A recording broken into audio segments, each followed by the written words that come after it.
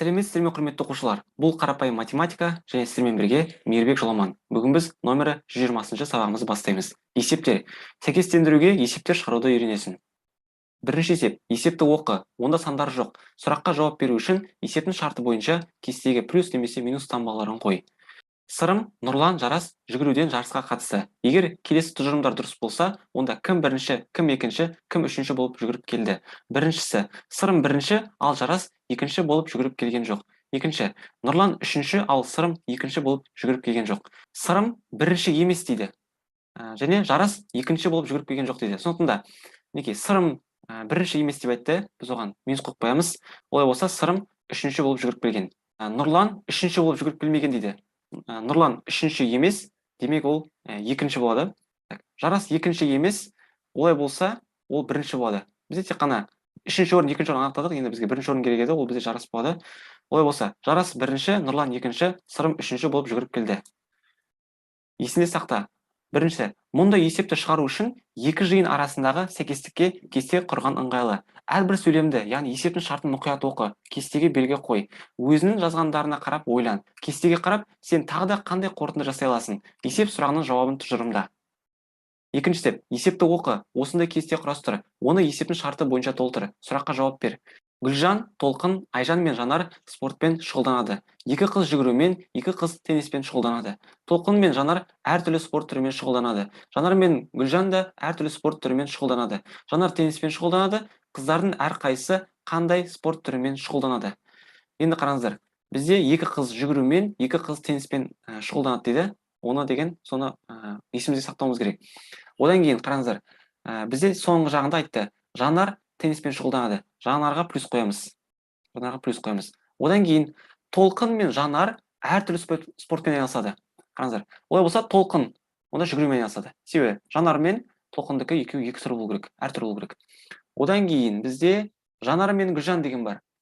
Жанар деген теннис болса, онда Гүлжан жүгіру болу керек. Екеуі екі түрі болу керек, әртүрлі болу керек. Олай болса, енді бізде Айжан қалады. Айжан деген ол теннис болады. Себебі деген бізде екі қыз жүгірумен айналысады екен. Ол Гүлжан мен Толқын жүгірумен айналысады. Онда Жанар тенниспен айналысса, Айжан да тенниспен айналысады. Себебі айтқан болатын бізде бана. Екі қыз жүгірумен, екі қыз тенниспен шұғылданады деді. Енді жауабын жазайық. Гүлжан мен Толқын жүгірумен, ал Айжан мен Жанар тенниспен шұғылданады.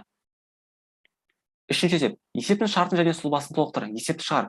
Жаттығуға 10 доп алынды. Қанша доп қалды? Болды 30 доп санаған кезде. Мына жерде 10, былай 20, былай 30. Алынды 10 доп, қалды қанша доп? 30-дан 10 алғанда 20 шығады, жауабы 20 доп қалды.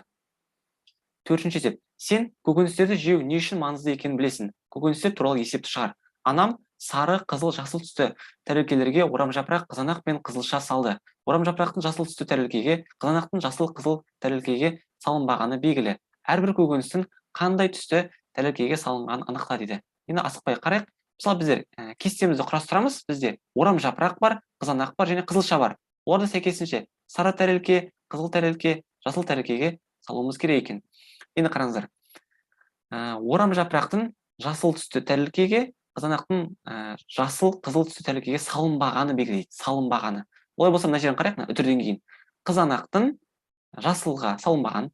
Қызанақ бізде жасылға салынбаған еді. Сондықтан мен минус қойып қойдым. Одан кейін қызылға да салынбаған. Мына жерге минус қойып қойдым.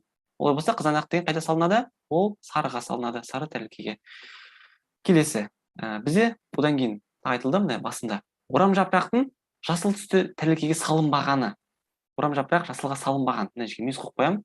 Так, олай болса, ол деген сарыға салынбайды, сарыға салынды ғой уже. Сондықтан да біз тек қана қызылға саламыз, сарыға минус қойып қоямыз. Бізде сонда қызылға салынды, сарыға салынды, енді не қалады? Бізде жасыл қалады. Онда қызылша жасыл түсті тәрелкеге салынған екен. Жауабын жазып қоямыз. Орамжапырақ қызыл түсті тәрелкеге, қызанақ сары түсті тәрелкеге, қызылша жасыл түсті тәрелкеге салынған. Осымен, құрметті оқушылар, біздер бүгінгі сабағымызды аяқтаймыз. Сіздермен бірге болған Мейірбек Жоламан. Келесі сабақта кездескенше.